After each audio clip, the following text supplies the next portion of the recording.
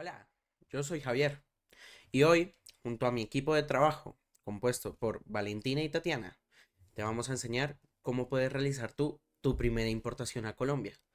Para empezar, en nuestro caso, vamos a usar un electrolizador.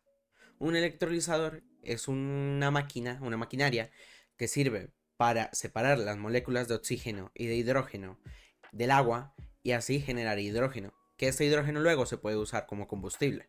Entonces, para empezar todo, primero que tenemos que tener es una ficha técnica de nuestro producto.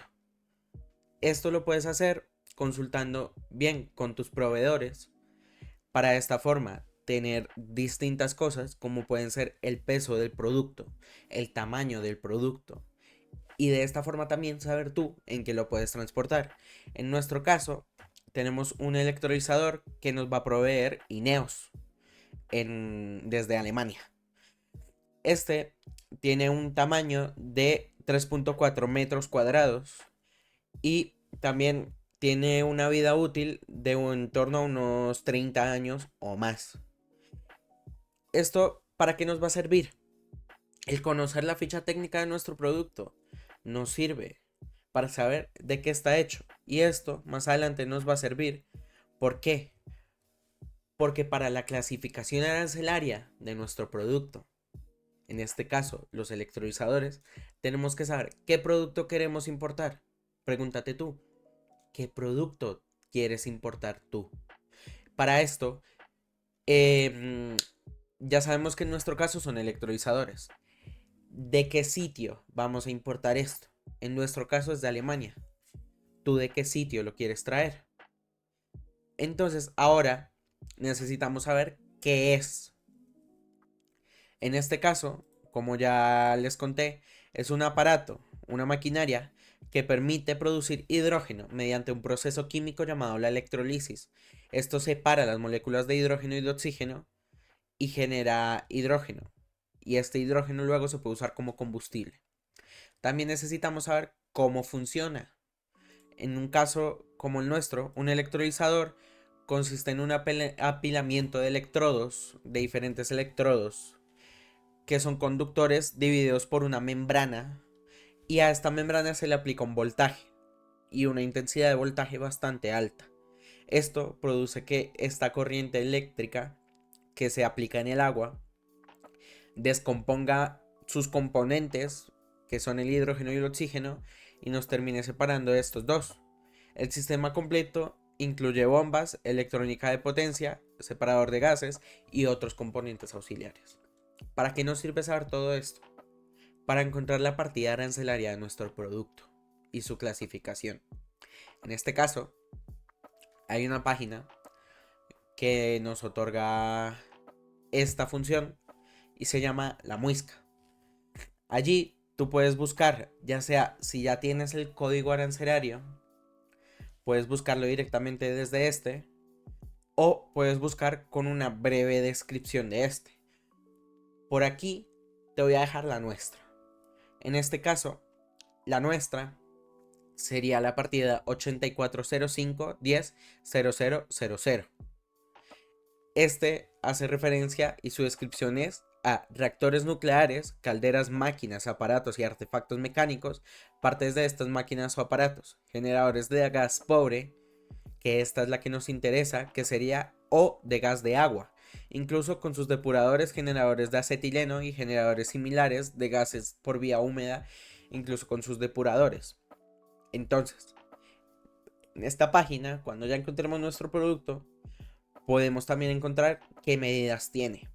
En nuestro caso, tiene un gravamen por importaciones, tiene IVA, tiene gravámenes por acuerdos internacionales, tiene el régimen de comercio, bienes de capital, índice alfabético arancelario y también tiene las descripciones de las mercancías. Aquí nos vamos a enterar de el caso aquello de que nuestro producto tenga alguna restricción para ser importado, de que tenga algún visto bueno, que tú te preguntarás, ¿qué son los vistos buenos? Los vistos buenos son documentos que nos entregan ciertas instituciones encargadas de dichos vistos buenos. Bueno, continuemos. ¿Qué instituciones son las que me pueden otorgar dichos vistos buenos? Como primero, en caso de que tú quieras importar algún producto para el consumo humano, está el INVIMA, que es el Instituto Nacional de Vigilancia de Medicamentos y Alimentos. Este nos va a otorgar vistos buenos para importar estos productos siempre y cuando cumplan con sus requerimientos. Luego está, si tú quieres importar cualquier producto que sea de origen animal o que sea para usar con los animales, el ICA, que es el Instituto Nacional Agropecuario. Este se encarga de regular todos estos productos para de esta forma, de cierta forma, salvaguardar a los animales. Luego está el INDUMIL, que es el que se encarga de todo lo que es la industria militar en Colombia. En este caso es el único que puede hacer esto, y si quieres importar algo necesitas primero el permiso del INDUMIL. Y para terminar con esta parte, voy a explicar un poco qué es una partida arancelaria.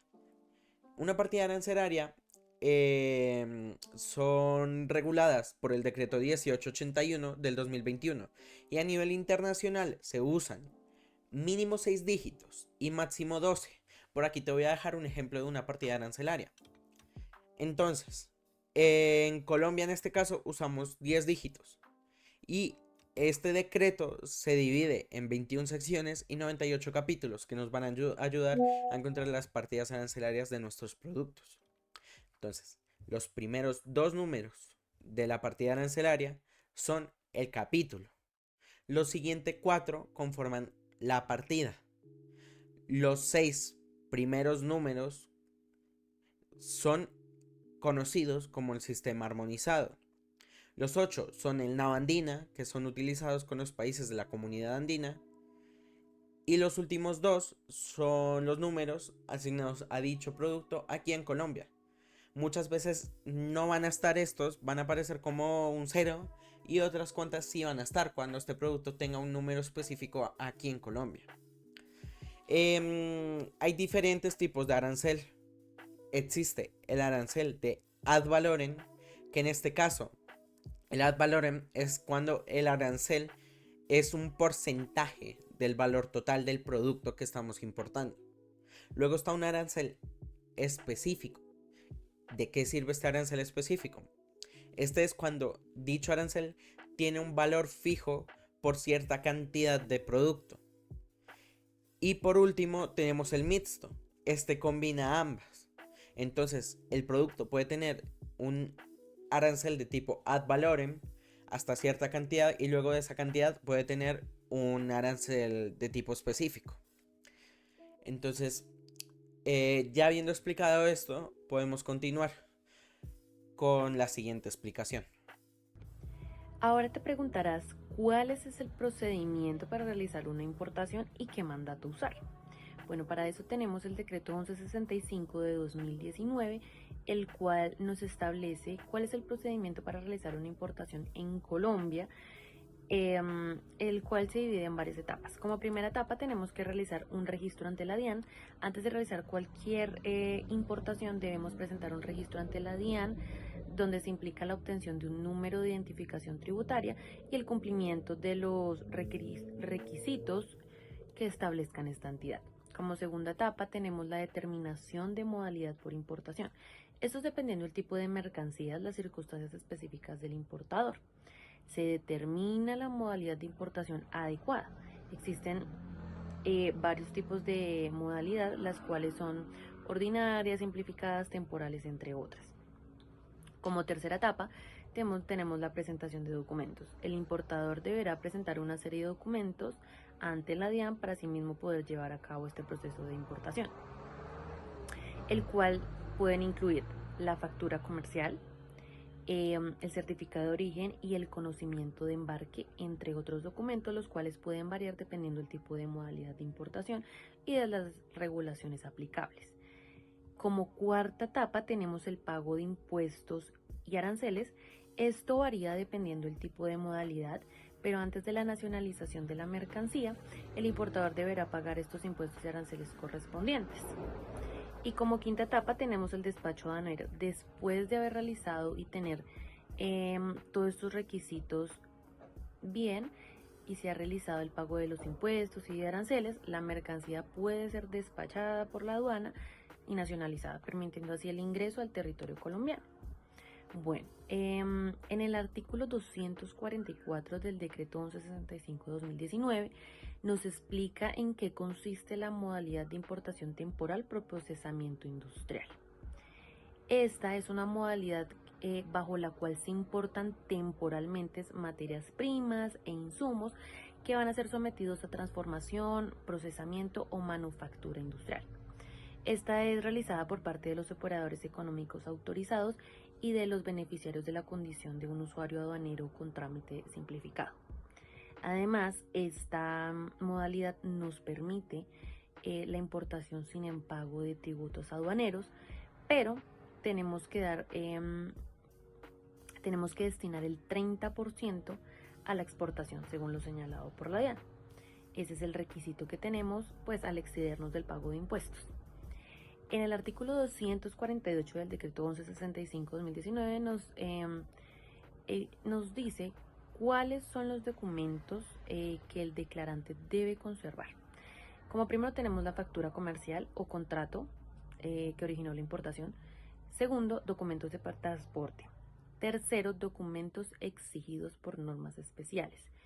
Cuarto, el packing list o lista de empaque.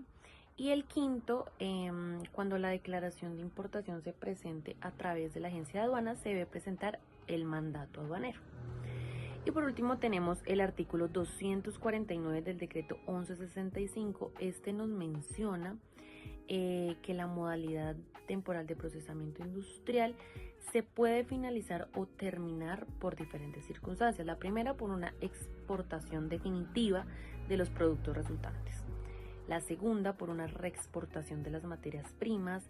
La tercera, por una destrucción de la mercancía. La cuarta, por un abandono voluntario de las materias primas. La quinta, por una legalización de la mercancía, entre otras. Luego de haber elegido la modalidad correspondiente, vamos a proceder a elegir el Incoterm adecuado para realizar nuestro proceso de modalidad de importación. En este caso, el de nosotros es modalidad de importación temporal para procesamiento industrial. Nosotros escogimos el Incoterm de acuerdo a nuestros intereses y nuestras necesidades, el Incoterm SIP. Pero primero les voy a hacer una breve definición de qué es un Incoterm. Un Incoterm es una regla la cual define cuáles son las obligaciones y los derechos entre el comprador y el vendedor, en otras palabras, importador o exportador, el cual nos asignan cuáles son los costes y cuáles son los riesgos entre ambas partes. Bueno, en este caso nosotros elegimos el Incoterm SIP, el cual en inglés las siglas son Carriage and Insurance Paid To, lo que nos traduce transporte y seguro pagado para. Bueno, este nos indica que el vendedor debe responsabilizarse de hacer llegar la mercancía al punto de destino acordado por el comprador, a bordo del medio de transporte que el vendedor decida, así como el pago del coste del flete internacional y del seguro. Bueno, en este caso, nuestro vendedor es Ineos. Él nos va a vender los electrolizadores de hidrógeno verde, el cual nos los va a hacer llegar a el aeropuerto internacional El Dorado. En este caso se llegaría a un acuerdo con el vendedor para que se escoja el medio de transporte aéreo, ya que es el más adecuado para hacer llegar en buen estado los electrolizadores de hidrógeno verde. Bueno, a continuación va a estar saliendo una imagen en pantalla, el cual nos va a simple vista mencionar cuáles son las obligaciones que tiene el vendedor y el comprador. Podemos notar que son más las obligaciones que tiene el vendedor que el comprador, pero igualmente eso no significa que una sea más importante que la otra. Para que el procedimiento de importación se finalice de una manera efectiva, ambas partes tienen que realizar al 100% bien su trabajo. Entonces, tenemos que las obligaciones que tiene el vendedor es la entrega de la mercancía en su almacén, cargar la mercancía en el camión, el transporte local en origen desde almacén a puerto o aeropuerto en este caso, y el despacho de aduana de exportación. Así como las obligaciones que tiene el comprador en este caso sería la descarga de esta mercancía, el despacho de aduanas de importación, el transporte local en destino y la entrega en el almacén del comprador. En este caso, la exportadora Ineos hace la entrega de la mercancía en su almacén, carga la mercancía al camión, hace el transporte local el origen desde el almacén al aeropuerto CONS y al despacho de aduanas de exportación. En este caso, ya nosotros como compradores, GBN asociados a tenemos que responsabilizarnos de la descarga de estos electrolizadores, realizar el despacho de aduanas de importación, el transporte local ya en destino, que ya sería en el Aeropuerto Internacional El Dorado, y la entrega en el almacén que quedaría ubicado en La Guajira. Bueno, el vendedor es el encargado de contratar el seguro para transportar estos productos. Ahora les voy a mencionar cuáles son las ventajas y cuáles son las desventajas del Incoterm SIP. Bueno, la primera es la flexibilidad de transporte. A diferencia de otros Incoterms, el SIP es un término multimodal, lo que significa que se puede utilizar sin importar el tipo de transporte, lo cual es muy útil, ya que si el bien necesita transportarse por varios modos durante su viaje, pues este va a ser el indicado. Como segunda ventaja tenemos la seguridad para el comprador. El vendedor se hace responsable de contratar y pagar el seguro, lo cual le brinda seguridad, tranquilidad al comprador de que su mercancía está asegurada por la mayor parte del viaje. Y tercero, tenemos la claridad en las responsabilidades. Bueno, el Incoterm SIP es claro cuáles son las responsabilidades que tiene el vendedor y cuáles son las responsabilidades que tiene el comprador. Igualmente, visualmente las responsabilidades son más las del vendedor, pero eso no significa que las del comprador no sean importantes.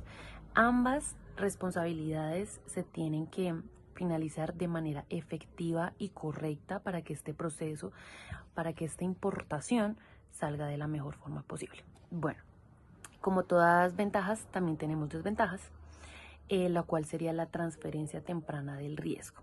Bueno, aunque el vendedor se encarga de los costes del transporte y de seguro hasta el destino, pues el riesgo se transfiere en el momento en el que la mercancía es entregada a la transportadora, que en este caso sería a DHL. De ahí para allá los riesgos son bastantes, ya que pues en este momento ya puede ocurrir algún daño o alguna pérdida de la mercancía, y ya eso ya no es responsabilidad del vendedor, sino de nosotros como compradores. Como segundo, tenemos la cobertura de seguro mínima. El vendedor tiene la obligación de ofrecer un seguro de una cobertura mínima, según la cláusula C. Pero en dado caso que el comprador quiera un seguro de una cobertura completa, pues ya lo podría contratar por su parte, y ya sería pues un seguro pues adicional. Y como tercero tenemos las responsabilidades de importación. Una vez la mercancía ha sido entregada a la transportadora, pues en el lugar que fue acordado, todas las responsabilidades de importación, ya sean la obtención de las licencias o los permisos, corren a cargo del comprador, que en este caso seríamos nosotros. Documentos necesarios para realizar una importación. Tenemos la Cámara de Comercio, que es el documento de carácter mercantil más importante. Lista Clinton. Es la lista negra donde encontramos empresas o personas vinculadas con temas de narcotráfico. RUT. Es el mecanismo único para identificar, ubicar y clasificar a los sujetos de las obligaciones administradas por la DIAN. Cédula de los socios. Como su nombre lo indica, es la identificación de las personas que constituyen una sociedad. Mandato aduanero. Es un contrato en el cual un importador faculta a una agencia aduanera para que a su nombre lleve a cabo todo el trámite necesario aduanero. Circular 170. Establece los procedimientos que deben seguir los usuarios aduaneros y cambiarios. BL. Es un documento propio del transporte marítimo. Guía aérea. Documento utilizado en el transporte aéreo de mercancías. Ficha técnica. Documento que contiene la información importante sobre el producto a importar. Factura. Documento mercantil que refleja toda la información que de una operación de compra-venta. Lista de empaque. Proporciona datos sobre la forma del embalaje, la especificación de su peso y dimensiones. Estos son los documentos más importantes para hacer una importación. Y bueno, estos son los pasos y los documentos necesarios para realizar una importación. Espero que este video te sirva de mucho y gracias a él puedas comprender un poco más de cómo funcionan las importaciones en nuestro país y cómo puedes realizar tú mismo una. En serio, espero que te ayude mucho el video y muchas gracias por vernos.